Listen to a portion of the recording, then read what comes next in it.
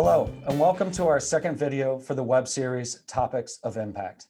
My name is Matt Pettinelli. I'm your host, as well as the founder and CEO of CapGrow Partners. Topics of Impact brings industry executives and experts from the behavioral health and IDD fields to discuss topics that are typically held behind closed doors and in boardrooms. Today, it is with great pleasure that I bring our guest, Martin Favis from Broadstep Behavioral Health. Martin, welcome to the show. Thank you very much, Matt. Good to be here. All right, Martin, before we dive into the good topics, we're going to get to know you a little bit better. All right, we got 60 seconds on the clock. Are you ready to go? Let's do it. All right. What's your job title? Executive Chairman. What city and state do you live in? Tampa, Florida. Ah, the warm place. Yeah. What's your favorite part about your job? Working with some great dedicated people and helping vulnerable individuals. What's your favorite city to visit? I love Philadelphia. What's your go-to restaurant? Il Molino in New York City. What's the best vacation you've ever been on? I would say it was Italy and France with my wife a couple of years ago. Any pets? I do. Bella, 14-year-old Italian Greyhound. Oh, wow. Okay. What's your favorite sports team? The Tampa Bay Buccaneers. Brady. That's right. What's the first job you ever had? I was a lifeguard at a hotel pool. Are you a beach guy or a mountains guy? I prefer the mountains because I grew up on the beach. So. All right. What is something you like to do in your free time? I like to golf and I love to cook. If you weren't in your current role, what would you be doing? A sports agent. I'm in love with sports. All right. Maybe you can take Brady to his next destination. Love it. All right. Now we're going to jump in. For our very first topic, we're going to focus on private equity. It's a big topic, obviously, in the behavioral health and IDD fields right now.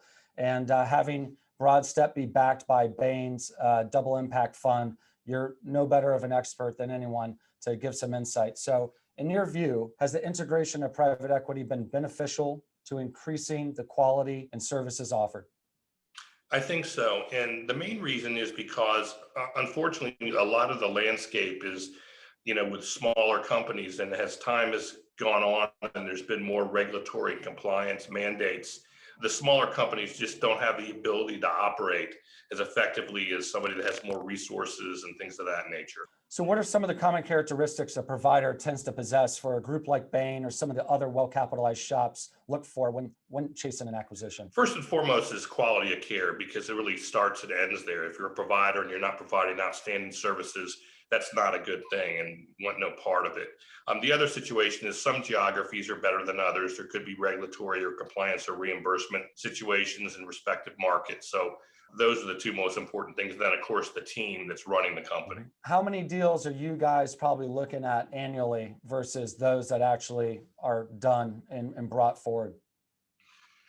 Well, we look at quite a few. I'd say 50 a year, maybe. And then, of course, how many result in an actual acquisition varies. But we look at quite a few all the time. It just goes to underscore the need for providers to have everything ready and actually, be able to possess a lot of those characteristics that, some of the larger shops need in order for that acquisition to be completed. I continue to say that we're in the first inning of private equity's integration into the behavioral health and IDD fields. What's your take on it?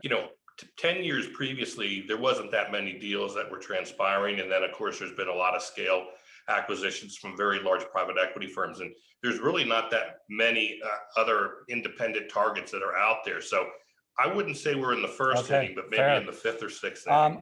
All right, Martin, let's move on to the second topic for today. IDD organization buyouts. There has been an explosion in interest in the IDD segment. And not too long ago, IDD was a foreign and unknown industry. But over the last 5 to 6 years, man, has it gained popularity. What do you attribute that to? And how do you think corporations and private equity groups are really starting to get comfortable with all the intricacies that IDD brings? Well, first and foremost, the need for services has never been higher.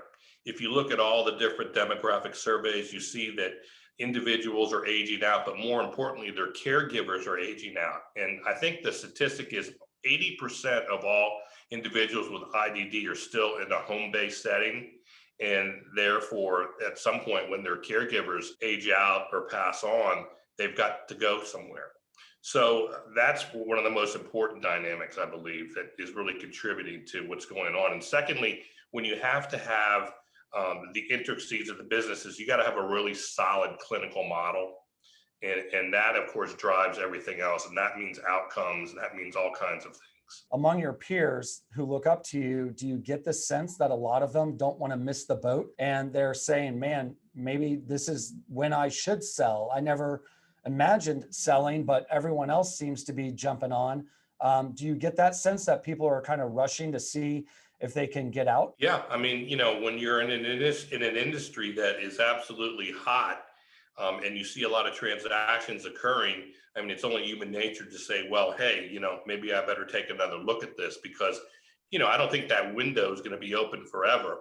And, traditionally, nothing ever always goes up, up, up. So you got to go when the opportunity arises, and now's the time. Yeah, I talked to someone the other day and they said that there's so many opportunities that they're seeing right now. They're having to somewhat cherry pick those that they think that will actually cross the finish line. And to our earlier discussion point, when providers are actually truly prepared to be at market and to be sold. Yeah. And I think that you make a very great point because the amount of activity and the amount of books that we've been seeing is Yeah. incredible. So it's been interesting to kind of watch develop over those last 5 or 6 years. And I'm really curious to see what continues to develop in the next years to come. Me too. All right, our third and last topic for today, outlook for 2021. I know over here at CapGrow, we're building budgets, trying to crystal ball what's going to happen in 2021. Are things going to change in Q1, or is it not going to be until Q3, Q4? On the provider side, and especially with Bain as your partner, how are you preparing for 2021? Well, I think, because of the obvious reasons, 2020 has been kind of a wash. I mean, a lot of companies that were thinking about heading for an exit or, some type of recapitalization have put things on hold. Although we both know, and everyone knows that there's been a tremendous amount of deals and there's, still some out there. I think we're going to see a lot more robust activity in 2021 because, like I said, I'm a little bit worried about the saturation point of, targets going to market and things like that. But we anticipate a very robust 2021. And, we're already seeing a lot of activity here in Q4 20. So I think Q1 of 21 is going to be pretty hectic. I talked to someone the other day and they said there are so many proposals out there for new acquisitions at the moment that they're having to just put a lot of them to the side and only focus on the ones that they think are really ready to go to market and be sold. So do you think this is more of a Q1, Q2, or is it anyone's guess, kind of contingent upon how Q4 wraps up this year? Well, I think one of the biggest concerns for a lot of people is the results of the election. So, that's an unknown situation right now. But regardless of that, there's going to be a lot of activity because interest rates remain low. The ability to debt provide for an acquisition, the costs are usually low. So, the recessionary concerns come in a little bit, but I think 2021 is going to be a very busy year all across the healthcare services spectrum. Yeah, I agree with you there, especially with a lot of these funds that have capital they need to get out the door. And with 2020 being, to your credit, a wash, 2021 is going to ramp up with, we got to get going and try to find good deals. So Absolutely. listen, Martin, thank you so much for joining us. It has been a pleasure to have you. This is the conclusion of our second video for the web series, Topics of Impact. We look forward to seeing you the next time. Bye-bye. Bye.